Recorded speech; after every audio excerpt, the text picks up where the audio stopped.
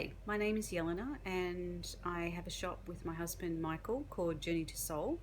And we're going to be doing a series of blogs on everyday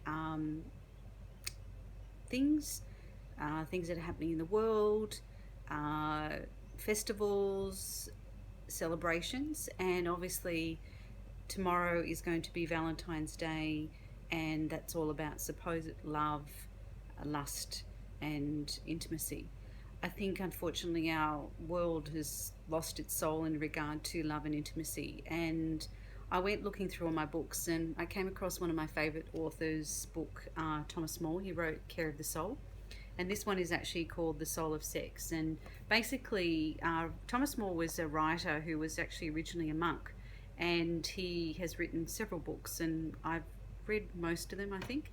And this particular one I thought might hold something in regard to his take on love and intimacy. However, I didn't actually specifically find that, but I did find a chapter which is called The Sexuality of the World, the erotic life of things. And I think in our life we attach ourselves to these things, and we don't want to sort of like put too much emphasis on them, but there are things in our life that you could possibly even think about having something that you wouldn't want to either lose or give away that means something to you. It was probably given to you by either a parent, a grandparent, a lover, a best friend, and those things start to mean things. And this particular passage goes into that these things, we do actually have a relationship with them, and that can actually bring intimacy to those things. But it's probably the people that gave us those things that is the intimacy. So I'm going to read this little part of the book, and I'd love your comments to what you thought this might mean. If things could talk, I would expect them to complain about being treated impersonally as mere instruments and objects, just as people complain about being reduced to clogs in a machine.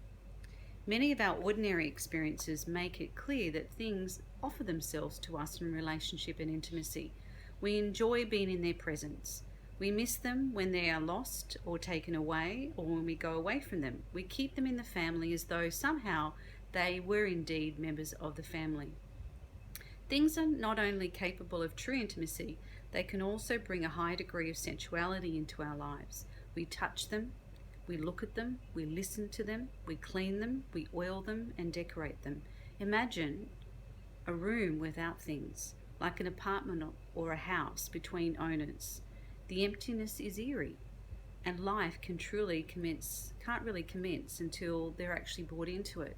And I think what he's trying to say is that it's actually not about the things, it's about how we decorate our lives. And to live soulfully, we need things that are going to invoke that soulfulness in us, because unfortunately, as being humans having a spirit having a human experience, we sometimes need something tactile, like a book. I like books.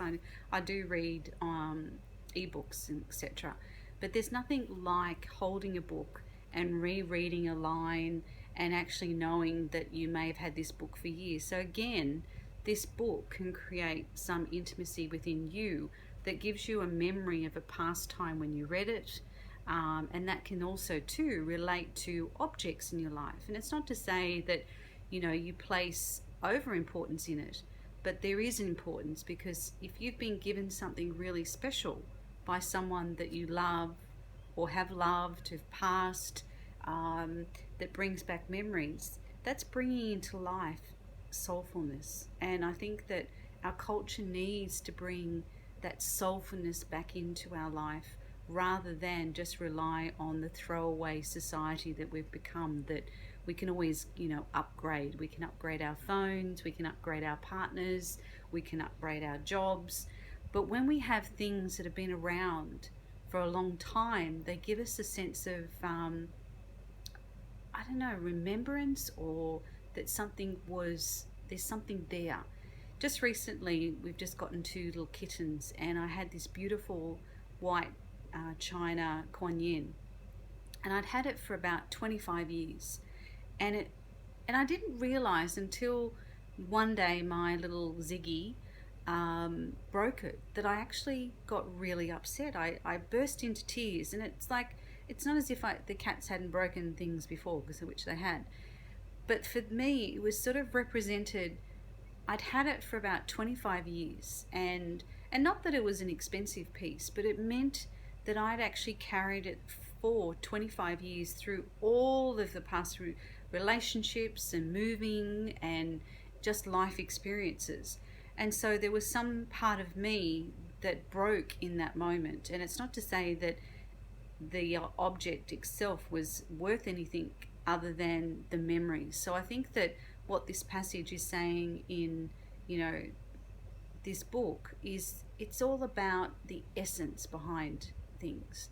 And I think more and more I know for myself that I don't really need or want anything, but the things I do have, I really cherish. So maybe it's time that we really cherish ourselves. It's saying that these items that we do place a lot of cherishness on, is that maybe we need to hold that closer to ourselves, and that not to wait around for a loved one to give us that, and even an object for that matter. So I hope I've made sense. I wish you a happy Love Day rather than Valentine's Day, because I think it's over commercialized. However, it is a day to celebrate love, whatever that means to you. And it means taking time out to even buy yourself flowers, or to go on a walk, or do something special just for you. And it could be with a partner, or it could just be with you, or it could be with a pet or a loved one or a friend or a relative that means something to you. So thank you for listening, and I'd love your feedback on what you thought the Soul of Sex. If you want to get a copy of it, we do actually have them, or can get them for you.